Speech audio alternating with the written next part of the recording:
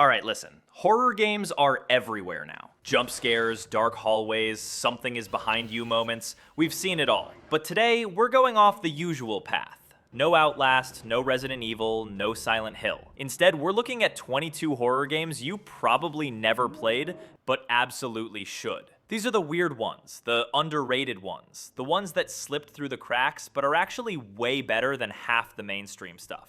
So, let's get into it. You stupid bitch. Hate me all you want. He's dead because of you. You should be the one here. Lifeless. Worthless. Wait on it's me. Let's start with a very recent one. Ire, a Prologue, released October 28th. I just finished playing it, and honestly, I loved it. Maybe it's just me, I eat up horror, but this one nails the basics. Claustrophobic atmosphere, that uneasy vibe, real scares, a creepy monster that stalks you, and the kind of puzzles that have you rifling through every drawer because you can't find the thing you need. It's first-person, narrative horror set on a haunted ship in the Bermuda Triangle where you play Emily searching for her missing father, opening 13 looping doors as the game unwraps its mystery. The soundscape and looping structure keep tension high, and while some players note pacing and clipping issues, the creepy core is solid. Help! Help me, please! Is anyone there?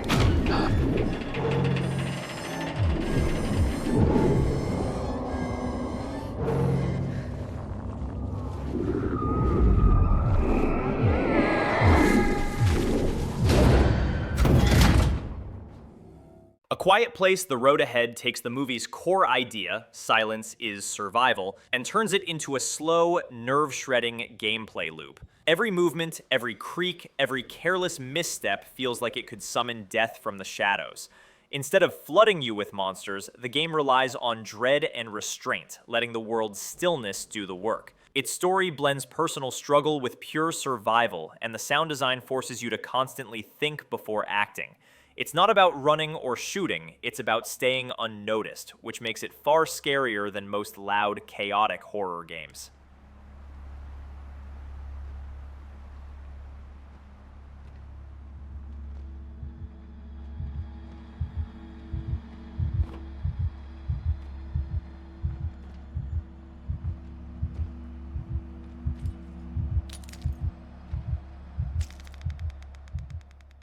At Dead of Night blends live-action FMV scenes with first-person exploration in one of the most unnerving hotel settings in any horror game.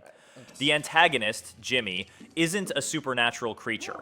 He's just a deranged guy stalking you through narrow hallways, and that realism amplifies the fear. The way the game transitions between video and gameplay feels strangely seamless and grounding. You're constantly listening, hiding, waiting for footsteps, and hoping you pick the right moment to move. And when Jimmy appears unexpectedly, it's genuine panic. The game's simplicity is its strength, turning every corridor into a threat.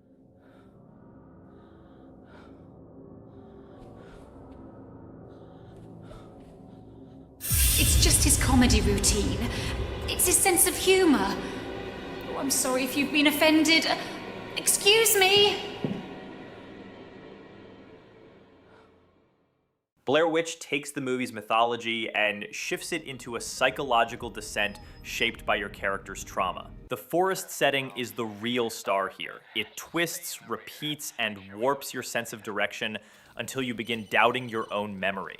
Your dog companion adds emotional weight, but also tension, because the game uses his reactions to build fear without relying on jump scares. The camcorder segments, shifting environments, and disturbing flashbacks blend into something more personal than paranormal. It's slow, quiet, and suffocating in the best way, capturing the feeling of being truly lost.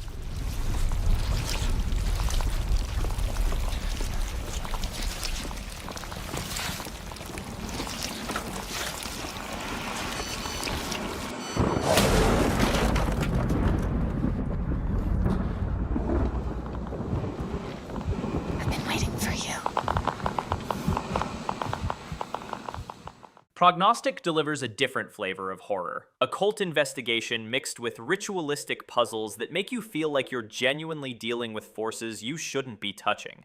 You work with eerie tools, decode symbols, and perform unsettling tasks in candle-lit rooms that feel heavy with dread. The scares aren't loud. They build through atmosphere, strange whispers, and the fear of performing a ritual wrong. Each case slowly reveals the world's darker rules, and the game keeps you constantly unsure of what's real. It's slow, creepy, and surprisingly immersive for something so small and focused.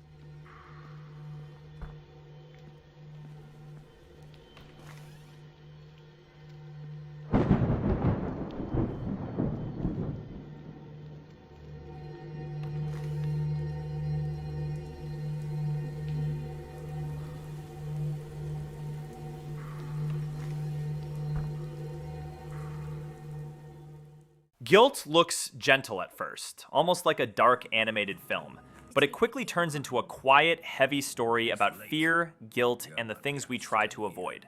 You play as a girl searching for someone she loves in a twisted version of her town, where shadow-like creatures stalk the empty streets. The game uses stealth more than combat, forcing you to move slowly and think carefully before every step. What makes it memorable isn't just the monsters, it's how the world reflects childhood anxieties in physical form. It's emotional, eerie, and always feels one breath away from a nightmare.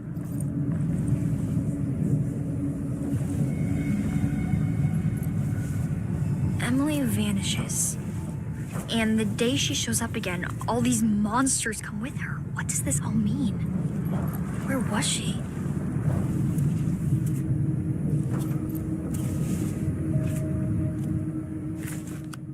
Song of Horror brings classic survival horror vibes back, but adds its own brilliant twist with The Presence, an unpredictable entity that adapts to how you play. Nothing about this game is safe. Opening a door, exploring a room, or standing still too long can trigger danger. The fixed camera angles, slow pacing, and detailed environments create a constant sense of unease. If a character dies, they're gone for good, raising the stakes every time you move forward. It's tense, methodical, and deeply atmospheric, making you second-guess every decision you make inside its haunted spaces.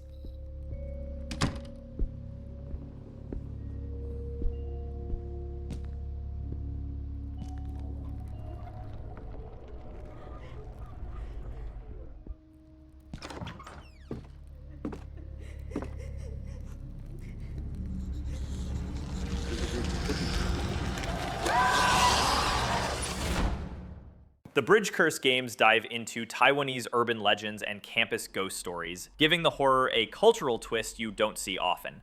You roam dimly lit university buildings while supernatural entities stalk you with unsettling precision. Both games rely heavily on mood, flickering lights, echoing footsteps, and long empty hallways that feel like they're breathing. The scares hit hard because they're sudden, but not cheap. They're tied to stories rooted in folklore. As a result, the tension stays high even when nothing is happening. They're perfect for players who love ghost horror over monster horror.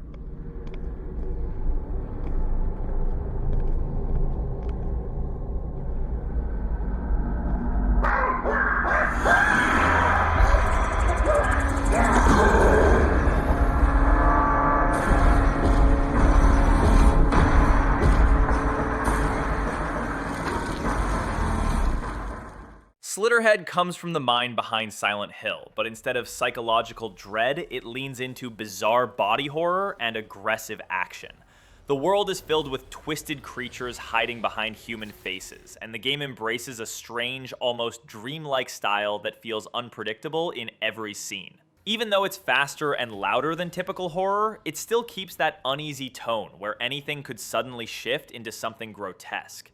The combat, environments, and tone all feel unfamiliar in a refreshing way, making it one of the more intriguing modern horror experiments.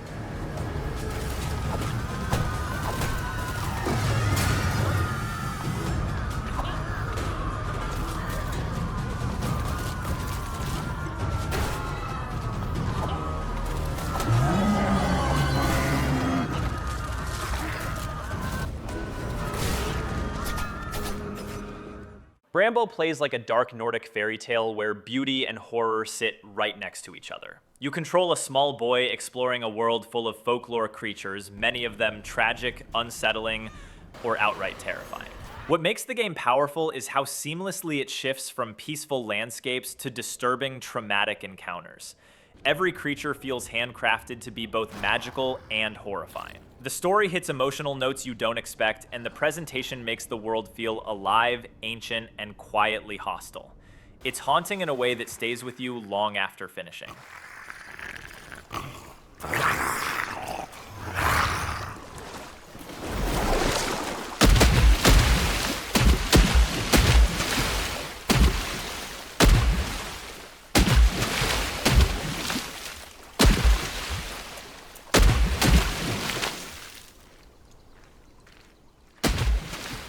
The Mortuary Assistant traps you in one of horror's most uncomfortable jobs, preparing bodies alone at night while something unseen tries to get inside your head. The game blends routine tasks with unpredictable paranormal events, so even simple actions like mixing chemicals or checking paperwork feel tense. Its strength is subtlety. Whispered voices, shifting shadows, and hallucinations that make you question what you actually saw. The randomization keeps each playthrough fresh, which makes the fear linger. It's intimate, claustrophobic, and constantly pokes at your nerves without ever needing over-the-top scares.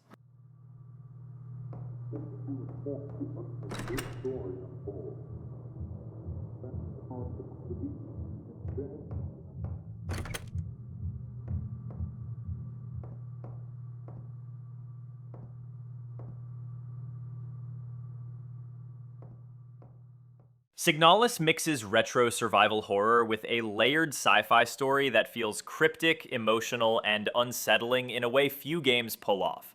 You explore cold, industrial environments filled with malfunctioning androids and surreal imagery, piecing together a narrative told through fragments and symbols rather than direct exposition. The limited inventory, precise combat, and moody soundtrack all reinforce the tension, but the real hook is its atmosphere.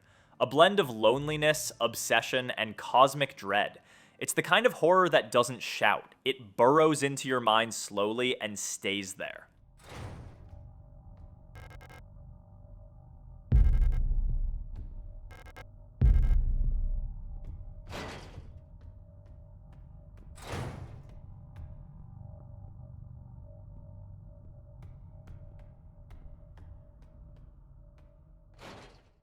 The medium stands out by letting you see two worlds simultaneously, shifting between the physical realm and a decaying spirit world inspired by Zdzisław Beksiński's art. You play as a psychic, navigating both layers to solve mysteries tied to trauma and loss. The game isn't focused on jump scares, it's about emotional weight and the constant feeling of being watched in both realities. The split-screen mechanic adds tension because danger can exist in one world even when the other looks calm. It's eerie, atmospheric, and memorable in its quiet, oppressive way.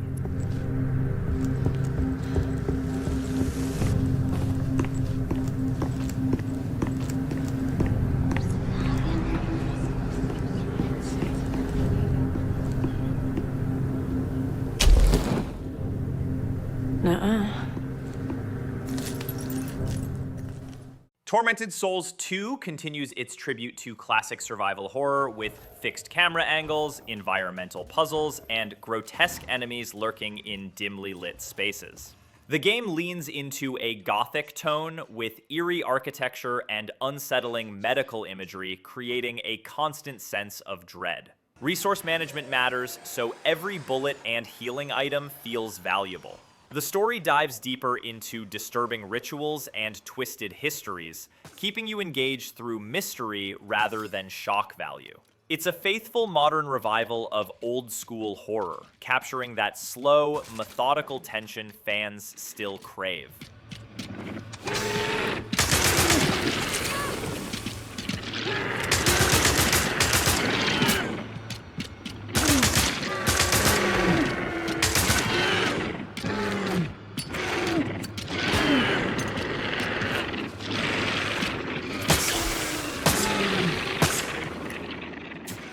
Lost in Vivo traps you inside claustrophobic tunnels while searching for your service dog, turning personal fear into a physical maze.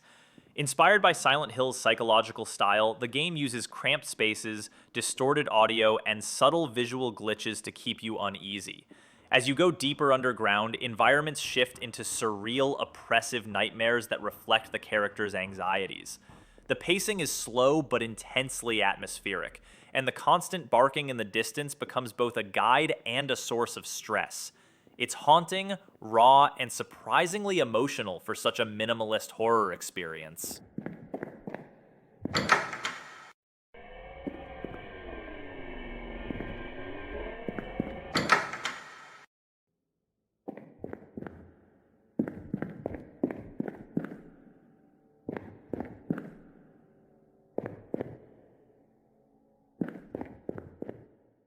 Condemned Criminal Origins is still one of the most grounded and unsettling horror experiences ever made. Instead of monsters, it throws you into filthy, abandoned buildings filled with desperate, violent people who behave unpredictably. The melee combat is brutal and intimate, forcing you to fight with whatever you can grab. Pipes, boards, tools, which makes every encounter feel personal and ugly. The investigation segments add a gritty detective vibe, while the atmosphere stays relentlessly tense. It's a reminder that human horror can be far scarier than anything supernatural when done right.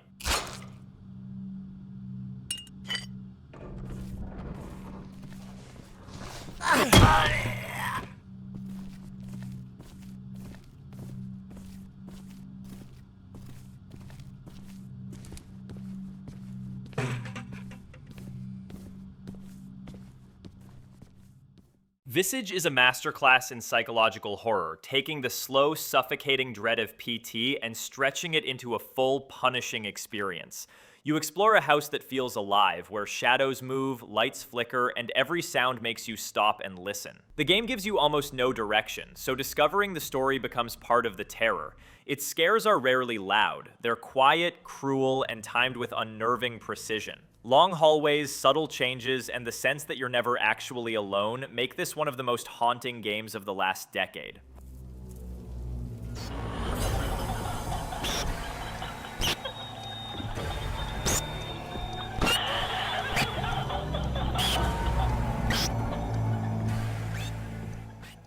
Cry of Fear is a raw, unsettling psychological horror game that punches way above its indie roots. Set in a lonely, distorted city, you move through dark streets, abandoned buildings, and surreal dreamscapes while encountering creatures that feel like manifestations of pure anxiety. The game uses limited resources and tight spaces to keep you constantly stressed, and its story explores mental illness in a way that feels personal rather than exploitative.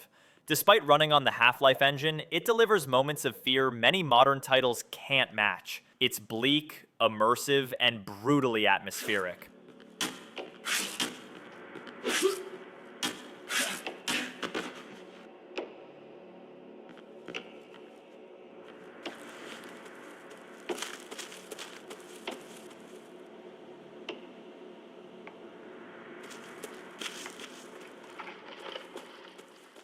Still Wakes the Deep drops you onto an isolated oil rig where something terrifying has broken loose, and the setting alone does half the work.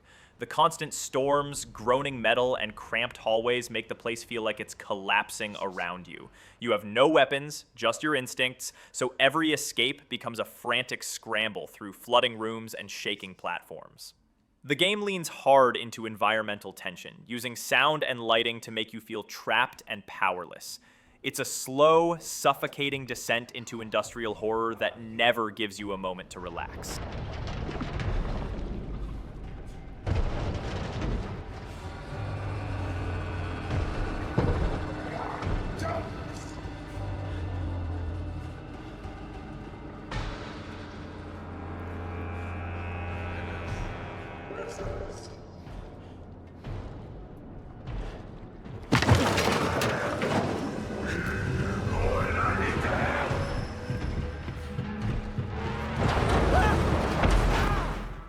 Casting of Frank Stone blends story-heavy horror with interactive choices, placing you inside a grim tale connected to the Dead by Daylight universe.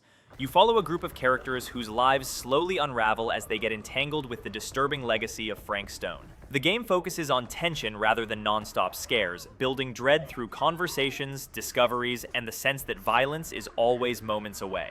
Your decisions shape how events unfold, and the branching narrative keeps you guessing. It feels like a playable horror film with a sharp, oppressive tone.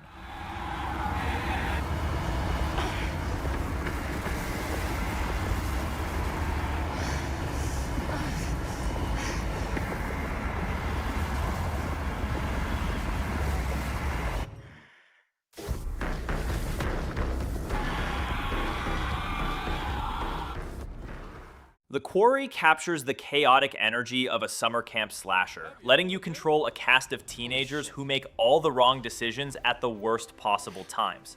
Every choice you make branches the story, deciding who lives, who dies, and who ends up regretting everything. The game leans heavily into atmosphere and character moments, giving you time to bond with the cast before things go horribly wrong. The tension comes from knowing one mistake can change the entire outcome. It's stylish, dramatic, and perfect for players who enjoy narrative horror over pure scares. I promise, I won't tell anyone anything. No, man. Family first. Besides, I'll get in trouble.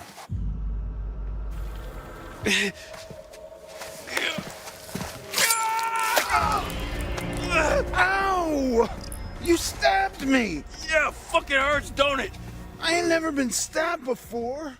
Soma delivers one of the smartest, most emotionally heavy horror experiences ever created. Instead of relying on jump scares, it focuses on existential dread, questions about identity, consciousness, and what it means to be human when technology begins blurring every boundary. The underwater setting adds a constant feeling of pressure and loneliness, while the hostile creatures force you to move carefully through dark, abandoned corridors. The story builds slowly but hits incredibly hard, leaving you thinking long after the credits roll. It's horror in the most thoughtful, unforgettable way.